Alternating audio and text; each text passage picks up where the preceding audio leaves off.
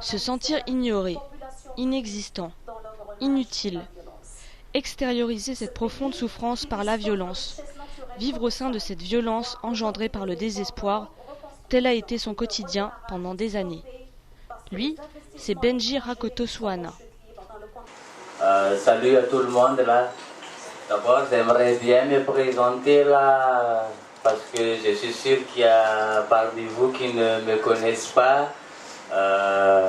D'abord, je m'appelle Benji Rakotoswana. Je vais vous dire ce que ça veut dire Rakotoswana, celui qui ne rigole pas.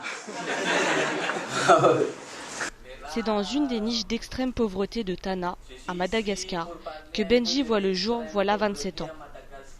Promis à un quotidien qui consiste simplement à survivre, Benji décidera de prendre son destin en main. Quelqu'un qui vivait dans une situation très très grave, je vivais dans la misère, je vivais dans la pauvreté, dans l'insécurité, mais quand même je me suis arrivé à débarrasser de tout ça grâce à une formation que M. Linde Couronne et M. Kavipan Nandim nous a offert quand ils sont venus à Madagascar.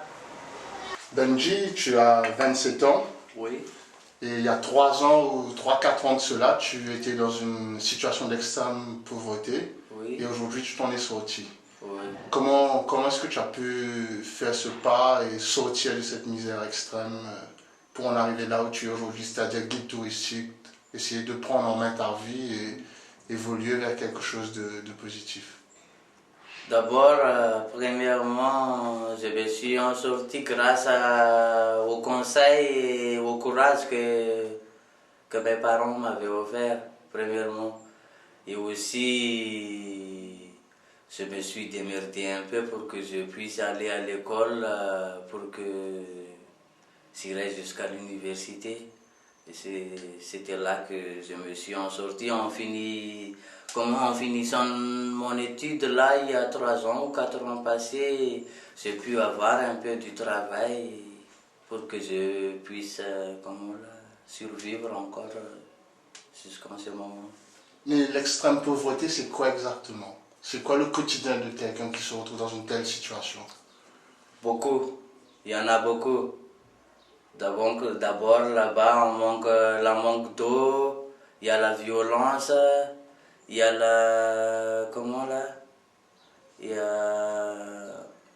il y a le problème de santé, il y a le problème de la scolarisation, un peu de tout quoi, un peu de tout.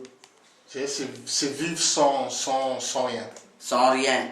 Même ce que je veux dire, c'est vivre sans gouvernement ou sans État quoi. C'est ce que j'ai pensé quand j'étais dans la situation où j'étais. J'ai bien pensé que je vis comme si je vis dans un pays qui n'a pas de gouvernement ou qui n'a pas d'État. Finalement, tu t'es retrouvé dans une situation où tu es inexistant. Oui. Tu n'existes pour personne, même pas pour le pouvoir de ton pays. Non. Mais comment est-ce qu'on s'en sort? Comment est-ce qu'on trouve le courage de faire fi de tout ça, de sortir de cette extrême pauvreté, de combattre justement l'ignorance du pouvoir? D'abord, il faut avoir une bonne volonté et deuxièmement le courage quoi. Parce que si vous n'avez pas le courage, vous n'arrivez jamais. Parce que vu la situation à Madagascar qui est très très difficile, donc ce que tout le monde pense qu'on n'arrive jamais à s'en sortir de la pauvreté ou de la misère. Et aujourd'hui, tu es guide touristique. Comment est-ce que tu en es arrivé à devenir guide touristique Bonne question, et ça aussi est en connexion avec mes études là, parce que moi j'ai commencé à faire guide depuis quand j'étais en classe de 5e quoi. Donc j'ai vu que c'est un secteur porteur un peu pour moi quoi. Je veux parler de l'État mais je parle personnellement de moi. C'est un secteur porteur pour moi, donc je me suis dit que je vais continuer à être un guide touristique reconnu par l'État. Ce que je voulais, ce que je veux dire, un guide formel. Parce que là, vous voyez, à Madagascar, c'est un pays en voie de développement, donc c'est toujours le secteur informel qui domine là-bas. Si vous voulez aller dans le secteur formel, là, en continuant mes études et en guidant les touristes, parce qu'en guidant les touristes, j'ai pu avoir un peu d'argent pour que je puisse encore continuer à aller à l'école et d'arriver à ce que je suis actuellement là. Et sinon, comment est-ce que Benji présente Madagascar aux touristes qui viennent solliciter ses services? Il y a que le côté positif, ou est-ce que tu fais découvrir aussi? Voilà, parce qu'il faut le faire découvrir aux autres gens aussi la réalité de la vie à Madagascar. Peut-être comme ça aussi, il pourra nous donner des idées, ou il pourra nous aider à faire une petite pression de leur pays origine, qu'il pourra faire une petite pression sur le gouvernement malagasy et les États malagasy. Oui, c'est quand même intéressant là, pas seulement le côté positif, mais je montre aussi le côté négatif, quoi, pour que ça ne soit pas trop touristique ou quelque chose comme ça. Et un peu de la marketing aussi, quoi. Mais comment est-ce qu'ils réagissent, les touristes, lorsqu'ils sont confrontés à cette extrême pauvreté? C'est qu'ils trouvent là que c'est encore, c'est encore très délicat que dans d'autres pays à part Madagascar, quoi. Ici alors c'est encore très difficile la pauvreté. C'est l'extrême pauvreté comme vous avez dit.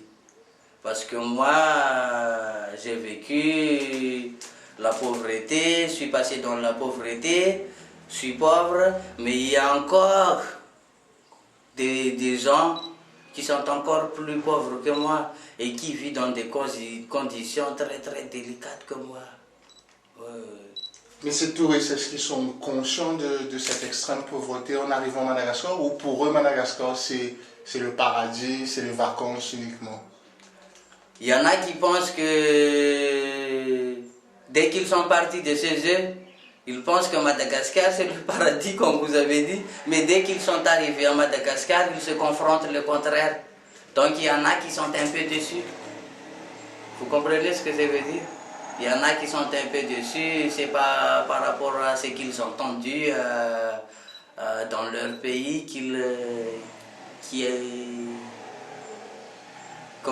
se passe à Madagascar quand ils arrivent ici. Alors ils se confrontent le contraire, là-bas ils parlent que c'est le paradis, comme ça dès qu'ils arrivent ici c'est la misère qu'ils trouvent, pas ici à Maurice, mais à Madagascar. Dès qu'ils arrivent à Madagascar, c'est la misère qu'ils trouvent, beaucoup de mendiants, beaucoup d'enfants de rue, beaucoup de personnes abandonnées, beaucoup de violences comme ça, surtout les violences conjugales et les violences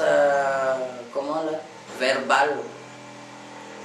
Et comment ça se passait à l'intérieur de ces couches d'extrême pauvreté que la violence naît, ou est-ce que la violence vient de l'extérieur? Non, la violence ça vient de là.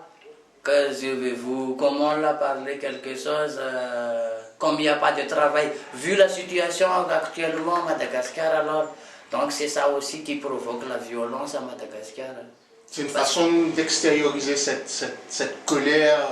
Non, c'est pas la violence à Madagascar, c'est pas une colère ou comme ça, mais c'est une façon de survivre aussi. Parce qu'il y en a qui ne mangent pas depuis le matin, le midi, le soir, le travail, il n'y en a pas. Comme vu la Banque mondiale, les familles vont se retirer de Madagascar et l'Union européenne, comme ça, qui va se retirer de Madagascar. Succession de problèmes. Donc tout ça, ça rend les gens, ça change un peu la mentalité des gens, quoi. Donc c'est pas la violence qui s'exprime en fait. Voilà. Il y en a qui ne veulent pas voler. Hein. Il y en a qui ne veulent pas s'entretuer ou quelque chose comme ça. Il y en a qui ne veulent pas se traîner dans la rue. Il y en a qui ne veulent pas se fouiller la bac ordure comme ça. Mais c'est comme si c'est le seul qu'ils peuvent faire. C'est le seul qu'ils se... Il n'y a pas d'alternative. Voilà, il n'y a pas d'alternative. Et le problème, c'est que l'État, ils s'en foutaient totalement de la population malagasy. Mais sinon, toi, tu as pu trouver le courage pour essayer de t'en sortir avec tes propres moyens. Penses-tu avoir le même courage pour pouvoir aider les autres maintenant à s'en sortir? Est-ce que c'est pas trop lourd à porter cette responsabilité-là? C'est lourd, mais c'est mon initiative, quoi. C'est lourd et c'est mon initiative. J'aimerais bien aussi que tous ceux qui ont vécu, tous ceux qui vivent dans la misère comme j'ai vécu, j'aimerais aussi qu'ils s'en sortent de leur... parce que moi, c'est quelque chose que j'ai vécu, je connais très bien. Ça me cœur maintenant de voir des personnes qui restent encore dans des situations comme ça. Donc, tu connais bien ce que c'est que l'extrême pauvreté. Voilà. Donc, tu peux mieux préparer les gens qui s'y trouvent encore à s'en sortir. Voilà, voilà. Mais avec l'aide du gouvernement, s'ils sont d'accord. Mais est-ce que tu crois en un Madagascar meilleur, Madagascar prospère, où la population arrêtera de souffrir? Est-ce que tu penses que c'est quelque chose d'envisageable, de possible? C'est possible, ça peut se faire même tout de suite, hein. Mais je crois que c'est fait exprès, quoi. C'est le pouvoir qui...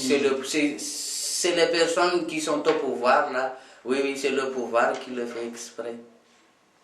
Qui punit son peuple, quelque part. Voilà, qui punit son peuple, qui créait des problèmes. Comme ça, notre sentiment là, notre tête va tourner sur le problème qu'il a créé et on oublie les choses qu'ils vont... qu'ils veulent faire, quoi. Comme ça, on ne râle pas aussi. Et en quelques mots, comment pourrais-tu décrire ton pays? Mon pays, c'est un beau pays, quoi. Parce qu'il y a tout. Il y a des atouts naturels. Je ne veux pas en parler des saphirs ou du pétrole, la végétation, le faune, le flore. C'est un beau pays et c'est un grand pays, mais dommage la mentalité des dirigeants, quoi. Parce que je suis sûr que c'est la mentalité des dirigeants qui nous appauvrit comme ça. C'est pas notre faute d'être d'être pauvre ou comme ça. Vous croyez qu'il y a quelqu'un qui veut être pauvre comme ça, qui voulait rester pauvre durant toute sa vie? Ça, je suis sûr que c'est pas vrai. Mais c'est de leur... Ils sont pas en mesure de diriger un pays, quoi. C'est qu'ils sont au pouvoir. Et toi, aujourd'hui, tu as 27 ans. Oui. Est-ce que, quelque part au fond de toi, tu as peur de devenir père parce que tu connais la situation qui règne actuellement à Madagascar? J'ai pas peur. J'ai pas peur. Quand même, je suis déjà père, quoi. Mais je voulais pas faire trop d'enfants seulement parce que je veux pas que mon enfant naisse dans la pauvreté. Je veux pas qu'il vit la même chose que j'ai vécu. Pour moi, là, c'est mon fils ou ma fille doivent vivre meilleur que moi. C'est ça que je veux. Est-ce que tu arrives à le faire aujourd'hui, proposer une vie meilleure à tes enfants? Je vais essayer et j'essaierai, quoi. Je vais me battre pour ça. Pas seulement pour elle, mais pour les enfants de Madagascar et pour toutes les populations qui sont dans la misère extrême à Madagascar, quoi.